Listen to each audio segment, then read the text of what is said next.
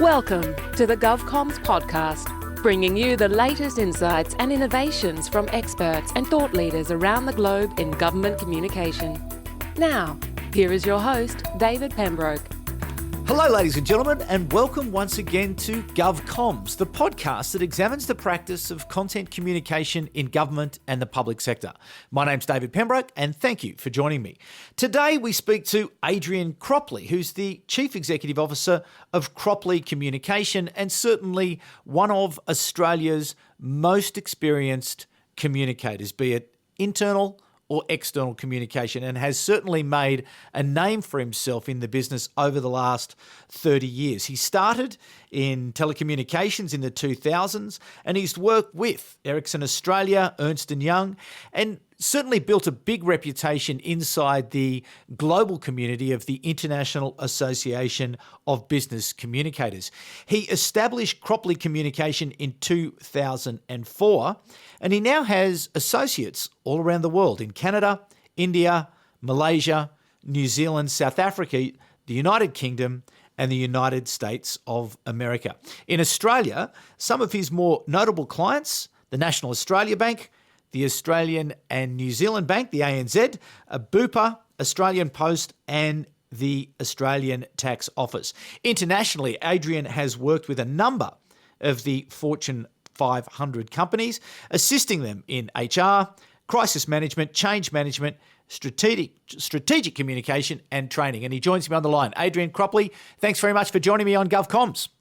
Oh, it's great to be here, and thank you very much for having me on your program today. So, Adrian, whereabouts do you sort of locate the function of communication at the moment as we're sort of coming towards the end of 2018? Is it becoming more relevant in big organisations, or is it becoming less relevant? David, without a doubt, it's becoming more relevant and a valued-driven function within organisations. And what I mean by that is that I think as we move into this next wave of our history in the making, we really need to see that communications is sitting very clearly as the chief, communications officer sitting at the C-suite, and the structure being amazingly relevant when it covers all areas, particularly around brand and reputation and content within organizations. Change has come into the fore and is being aligned much stronger in communication. And of course, there's the new areas. I mean, the digital world is evolving even more rapidly now with the advent of things like AI and so on. So I think there's a whole more value-driven proposition for communications function within organizations. So what's your advice to communicators and to perhaps senior communicators to have those conversations and to move the communication function away from that traditional sort of delivery role of, make me one of those, get me some of those, book those adverts, get me on the whatever show you might like to get on, to becoming that more valued central strategic partner? David, I think the conversations are the first things that need to change, and you've hit the nail on the head. It's when it's the order taker for the organization where, the customers internally turn around, or the executive turns around and says, yes, I need this and a couple of those, and can you do a press release while you're at it? We've got to stop being as much compliant in the orders and a little bit more assertive in what we do in organizations. So my advice to communication professionals is really look at your own internal brand, and it's right down to what we call ourselves. And you've said it, and we all say it, is that word communicators, and literally everyone is a communicator.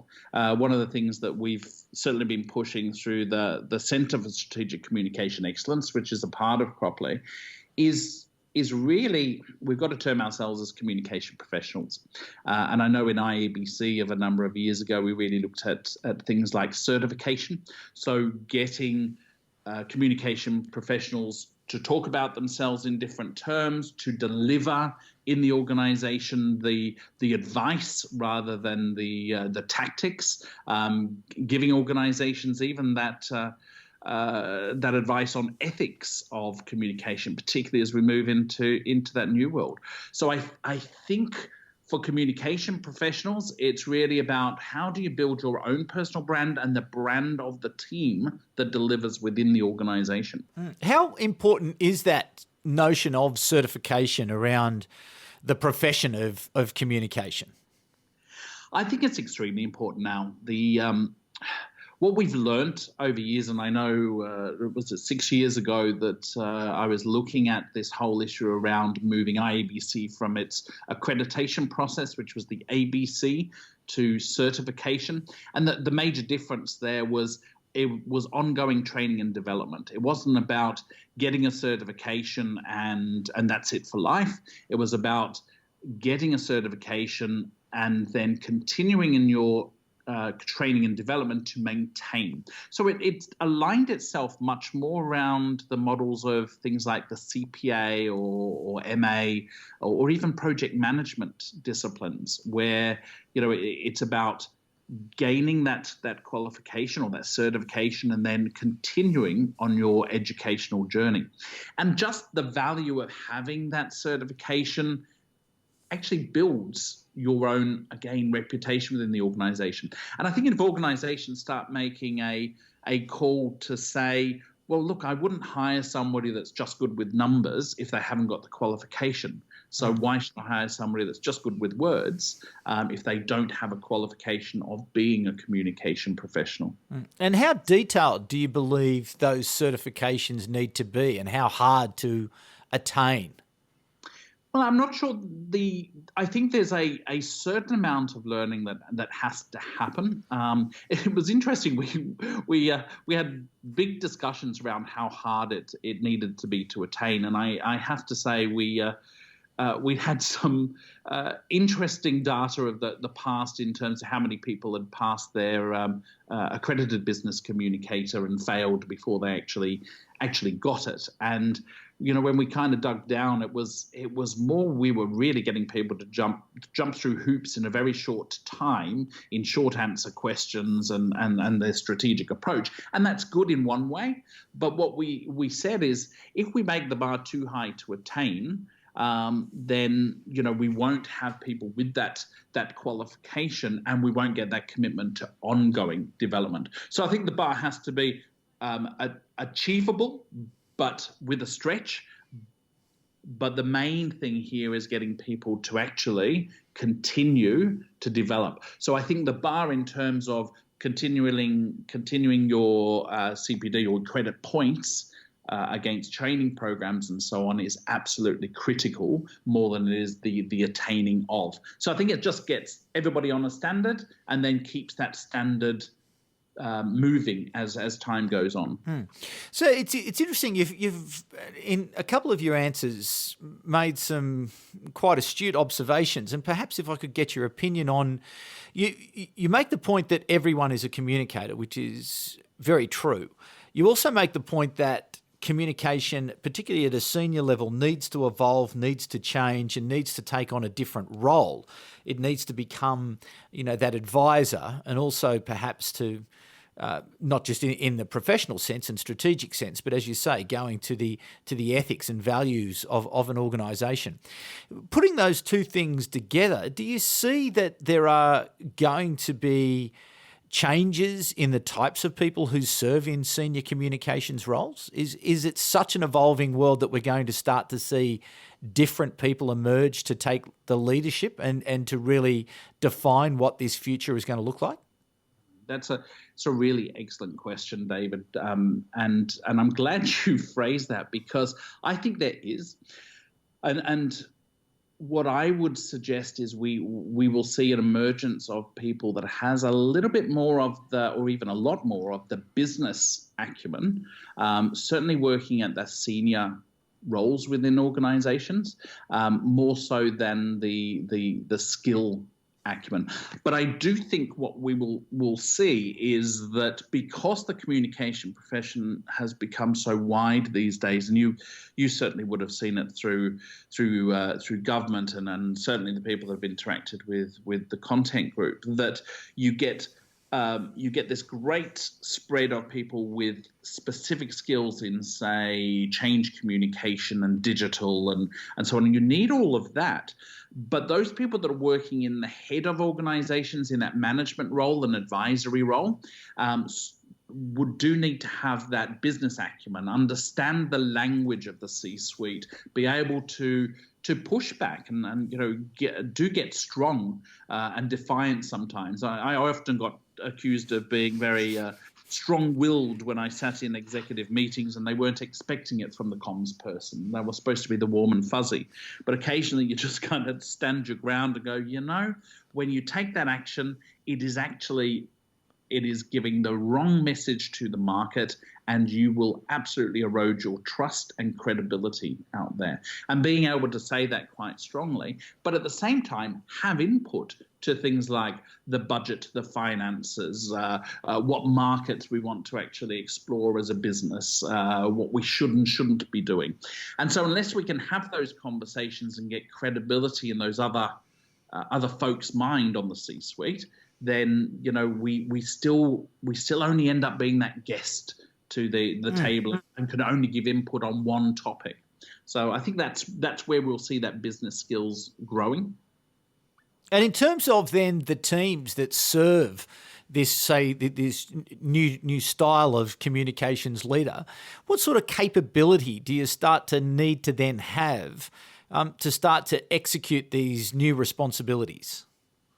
So I think the whole team in general need to have a lot more in the consulting skills and really understand how to take proper briefs, how to listen to what the customer is saying that they want, and actually kind of dig down to what it is that they need to be able to be implemented within their organization. So that those consulting skills, coaching skills, I think are those skills that will be developed and are essential for all team members. And then it's the specialist skills, because we can't expect everybody to be everything in this profession of ours. But I think there's a suite of skills that I think are absolutely essential, and that being those coaching skills in particular. I think is something that we need to grow over time. So just drill down a little bit more in that area for me, if you would. By coaching skills, what do you mean, and what specifically do you think people need to be coached in? So I think because we live in a world where everybody is communicating, it's not about the communications function doing it for people. So I think there's a really big role for the people with the communication skills to be able to coach, say, managers, for instance. I'll use a specific example. So it's about coaching the manager on how to effectively communicate with their team, how to effectively communicate with their customers, and even down to how to structure communications that go out. Because as this world evolves, communication function can't do all communication for everyone. It really is about disseminating that. So those skills around coaching is obviously that active listening, being able to teach people skills. So when we look at the coaching spectrum, we look at that end of the coaching spectrum, which is really about teaching and tutoring and mentoring people to be better communication professionals. Okay, just moving on to another topic that I'm interested in, given your high degree of knowledge and expertise. It's to this issue of crisis communication and how you manage issues in the 24 hours a day, 7 days a week news cycle, but also the probably more hysterical news cycle in the search for clicks and the search for attention and the battle for attention as people sort of amp everything up. Everything's a disaster, everything's a crisis, everything's going to be the end of the world, but then everything seems to pass reasonably quickly on to the next, latest disaster of whatever it may or may not be. What's your views on how people should manage this evolving and rapidly evolving, changing world, but increasingly contentious world?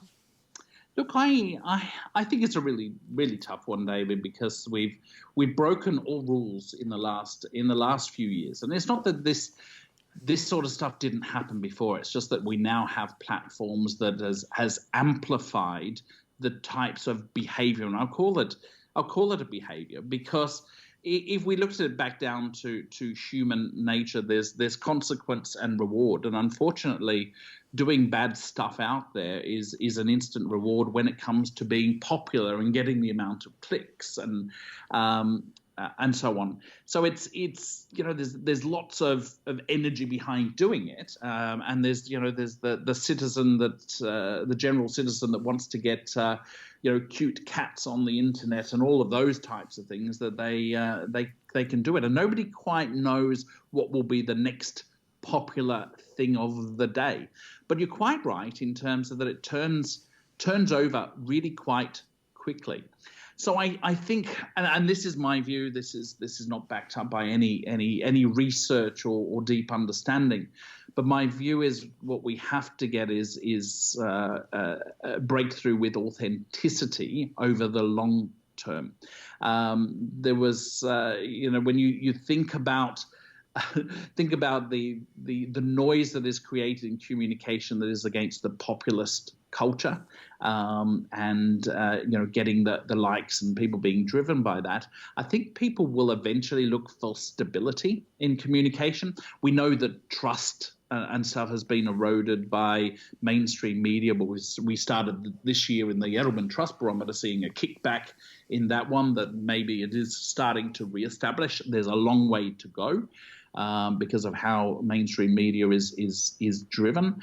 But I think what will happen over the long term is people will gravitate back to having a little bit more connection and certainty. And I'm not sure if I'm articulating that right, but it's really around, can I trust the message? Can I trust the deliverer over the long term when it comes to communication?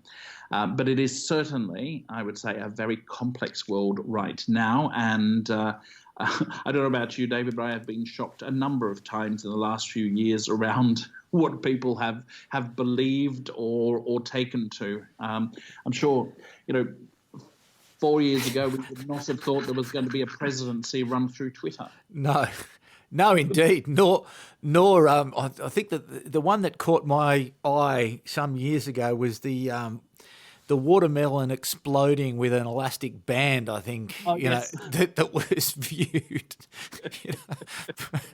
some, huge amount of times. And you just think, okay, righto, fair enough, if that's what it is. But I think you go to a point that is obviously something that we are often saying to people, is that in trying to jump around and find the next greatest thing, the next greatest thing may not last for long. So trying to find your rhythm, just like a test bowler, I use the analogy of a test bowler in cricket, where, you want to find a line and a length where you can turn up regularly to get someone's attention, get the batsman's attention, and trying to, be useful, be consistent, be relevant, understand your audience, and just keep going, keep going hard at it. But it's hard to sell that sometimes to people, isn't it?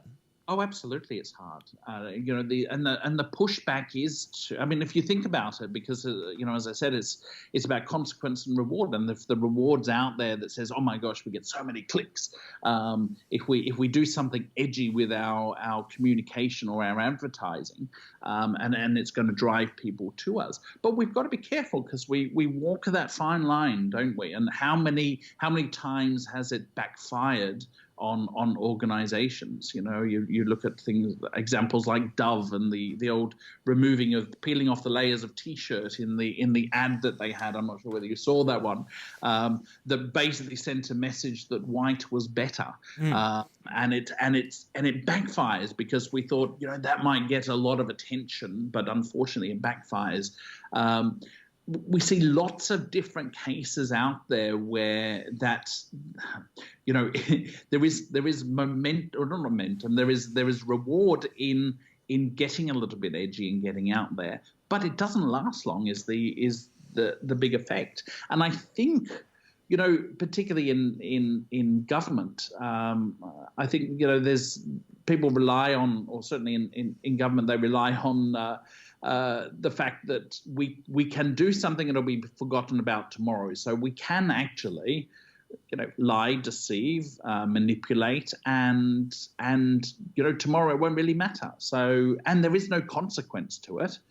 So I think people are getting much less, pushed by things like polls and opinions, because they kind of don't see the consequence in having it happen. But I think it also then goes to that, and this is obviously the great gift of technology, is that, and again, we spend most of our time working in government, and this sense of, the democratisation of the factors of media production and distribution mean that government can be the media on behalf of their policy, their program, or their regulation. And the advice we often give is, just keep serving it up. Just keep explaining what it is that you're doing. Just keep showing people what it is. And over time, you will have the impact. Okay, your audience may not grow from sort of 0 to 100,000 overnight, but perhaps that's maybe not what you need. And I think increasingly what we're seeing is that, in this battle for time and attention, that we've gone from the broadcast world to the narrowcast world, and indeed audiences are much smaller now than they ever were, if indeed you're trying to speak to somebody around a specific policy or program or regulation. Yeah, and I think you're right, David. It's about staying the course and being in for the long haul. So there is that, if you are talking about a narrative and you want to take an audience on a journey, and be it that there is multiple and small audiences around, what we have to get really clever at is understanding what are those variety of channels, be able to segment our audience completely, particularly in today's age. Audience drives everything when it comes to communication, and then go, what is that journey we're taking on them? And it's not about ignoring the disruptive communications, but it's spending a lot of time listening and understanding what's happening, so that it feeds into your journey, your strategy, and where you're taking the long-term communication.